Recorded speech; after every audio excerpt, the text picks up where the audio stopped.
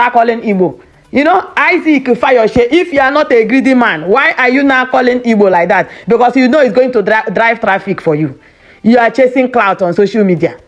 You know, as old as you are chasing clout, using Igbo people to cash out.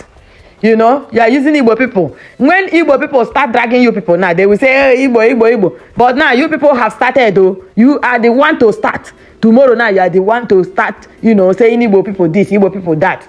We dey our day now they call us up and down. We dey our day now they drag us for no reason. Oh, this is an ethnic group, not one person. Hey God, because Tinubu na president, your Igbo is back. No Igbo man that is up to Tinubu in Southeast. No Igbo man. Okay, Tinubu na the first president of Nigeria. We hear you people. We don't hear. You know, maybe na him go be first, na him go be last. So, but for your information, Igbo people are not in competition with anybody.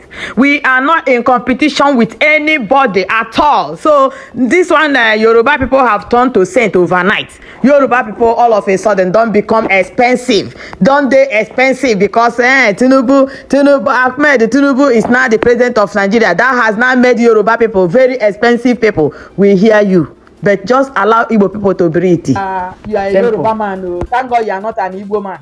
Igbo people didn't beg you to come and become Igbo. And there's no way you can be Igbo. You can't be Igbo, Gwen. You can't be Igbo, my dear. You can't be Igbo, okay? Yeah. So you are good at where you are. And Igbo people are good where they are. We are good and we are happy where we are. No regrets. We even in 1 million years world to come, we will still be Igbos, okay? No regrets. Yeah, Igbos are proud to be Igbos. You know that every Igbo man is proud to be an Igbo man. No doubt about it. So this one you are talking now, you are talking to yourself. You are not talking to Igbo people, okay? Because you are just being disrespectful.